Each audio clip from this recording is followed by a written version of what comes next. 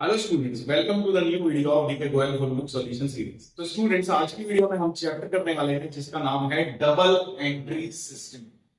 ठीक है, सबसे पहले हमारा यहाँ क्वेश्चन बनता है कि what is double entry system. Double entry system होता क्या है? तो जैसा कि नाम से ही सजेस्ट किया जा रहा है, double entry system means entry को दो बार रिकॉर्ड करना। तो यहाँ पे इसका मतलब क्या होता है? इसका मतलब ये होता है कि बिजनेस के अंदर हर ट्रांजेक्शन को दोनों तरफ से रिकॉर्ड किया जाता है। जैसे मैंने राम को पैसे दिए, तो मैंने जो पैसा दिया उसको भी रिकॉर्ड किया जाएगा, और जो राम है उसको भी रिकॉर्ड किया जाएगा। मैंने पैसा राम को दिया तो उसको भी रिकॉर्ड करेंगे, और पैसा दिया उसको भी रिकॉर्ड करेंगे। मतलब मैं दो अकाउंट बनाऊंगा, एक कैश का अकाउंट होगा जिसमें कैश इफेक्ट करेगा, एक राम का अकाउंट होगा जिससे राम इफेक्ट होगा। ठीक है, तो एक चीज उसमें डेबिट हो रही होगी, एक क्रेडिट हो रही होगी। अगर कोई चीज क्रेडिट हो रही है तो एक डेबिट हो रही है। ठीक है, तो हमेशा अकाउंट्स के अंदर डबल एंट्री सिस्टम फॉलो किया जाता है। इट मींस डेबिट, और एक चीज डेबिट होगी तो क्रेडिट होगी, और डेबिट और credit is always equal to each other. और हर ट्रांजैक्शन के अंदर डेबिट और क्रेडिट हमारे बराबर होता है। ठीक है, ये हमने एक अकाउंटिंग इक्वेशन में सीखा था। इसी वजह से हमारी बैलेंस शीट इक्वल आती है। तो बैलेंस शीट इक्वल आने का लास्ट में रीजन ही यही था कि डेबिट और क्रेडिट जो है वो हमेशा बराबर होता है। इसलिए अकाउंटिंग इक्वेशन का हमारा जो आंसर है वो भी बराबर होता है। ठीक है, अब हमें इस चैप्टर में पढ़ना क्या है? हमने पढ़ना है डेबिट और क्रेडिट बराबर तो होता है, पर इसका जो एक सिस्टम है कि डेबिट और क्रेडिट को क्लासिफाई किया गया है अकाउंट्स के अंदर। तो वो कौन से अकाउंट्स हैं?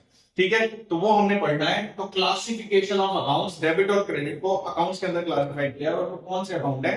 पहला अकाउंट है, उसके दो पार्ट है, दो अकाउंट है। पहला है पर्सनल अकाउंट और दूसरा है इम्पर्सनल अकाउंट। तो पर्सनल अकाउंट का मतलब सिंपल सा लग रहा है, पर्सनल का मतलब रिलेटेड टू पर्सन। ठीक है, तो पर्सनल अकाउंट का मतलब जो पर्सन से रिलेटेड है। तो पर्सन से रिलेटेड क्या है? इसका भी तीन पार्ट में डिवाइड किया गया है। तीन पार्ट से कौन से?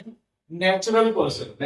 Natural means made by God. तो उसके अंदर कौन कौन आ सकता है? इसके अंदर हमारे जितने भी लोग होंगे, like Mohan, Sohan, the entity which is made by God, वो किसमें आएगा? नेचुरल पर्सन के अंदर। ठीक है, नेक्स्ट है आर्टिफिशियल पर्सन। आर्टिफिशियल पर्सन कौन है? हमारी जो फॉर्म है उसको हमने बनाया है। फॉर्म जो है उसको हमने बनाया, उसको भगवान ने नहीं बना के भेजा।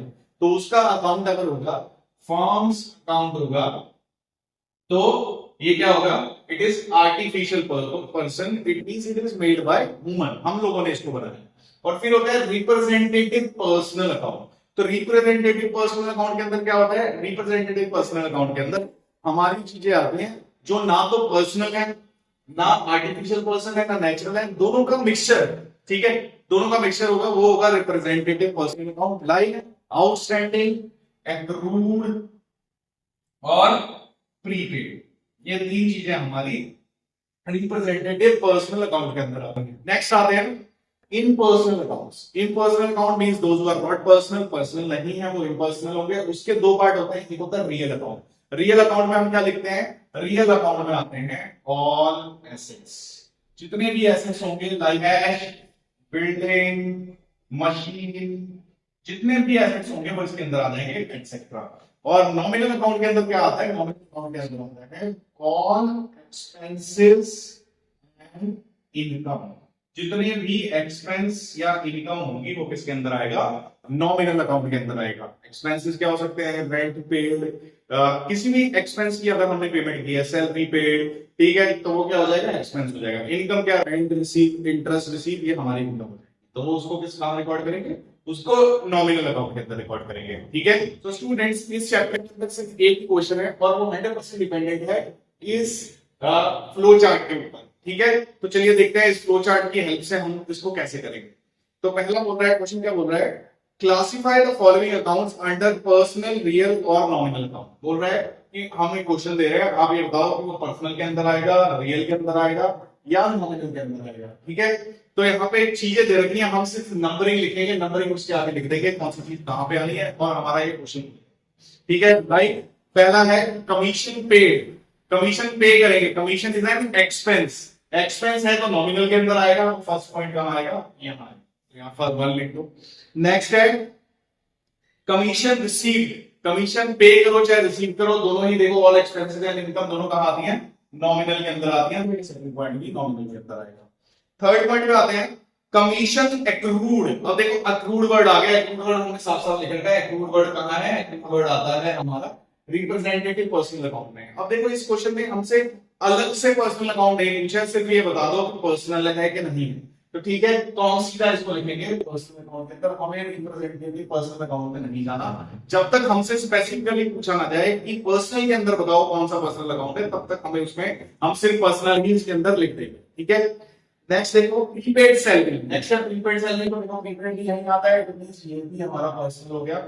नेक्स्ट है हमारा lease hold property. Lease hold property का मतलब हमने किराए पे कोई प्रॉपर्टी ले रखी है, ठीक है, तो वो क्या है? एसेट है हमारे लिए, तो वो एसेट के अंदर आएगा। मींस 5th पॉइंट आएगा हमारा रियल अकाउंट में, क्योंकि ऑल एसेट्स यहाँ पे आते हैं। फिर आता है 6th पॉइंट पे डिस्काउंट अलाउड। डिस्काउंट अलाउड हमारे लिए एक एक्सपेंस है, तो एक्सपेंस कहाँ आते हैं? एक्सपेंस आता है नॉमिनल अकाउंट के अंदर, तो 6 पॉइंट यहाँ आएगा।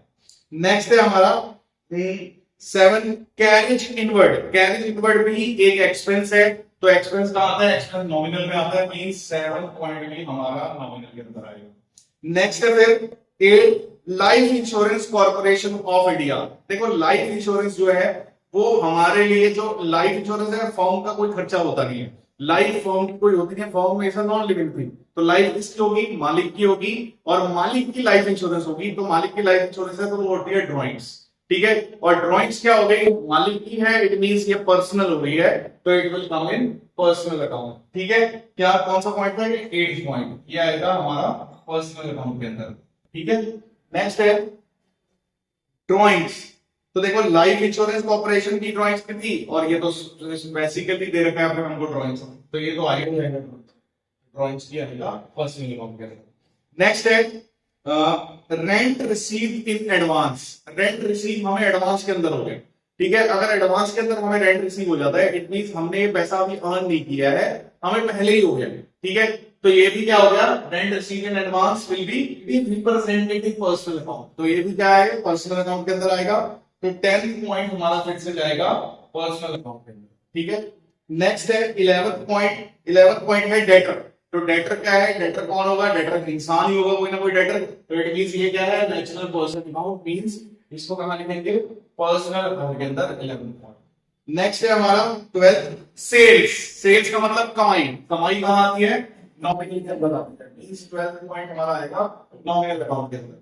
फिर आते हैं next 13 rent paid in advance. अब हमने किसी को रेंट पे कर दिया एडवांस में, वो होता है प्रीपेड। रिप्रेजेंटेटिव पर्सनल पर हमें सिर्फ पर्सनल का बताना है, तो ये क्या आएगा? पर्सनल अकाउंट के अंदर आएगा पॉइंट नंबर 13। नेक्स्ट है हमारा bank overdraft. Bank overdraft, bank overdraft कितना होगा? किसी इंसान का होगा, इट मींस ये हो गया हमारा पर्सनल अकाउंट, तो ये भी पर्सनल अकाउंट के अंदर आएगा बैंक ओवरड्राफ्ट, ठीक है। तो आई होप आपको क्वेश्चन अच्छे से आया होगा। मिलते हैं अगली वीडियो में इस सीरीज के अगले क्वेश्चन के साथ।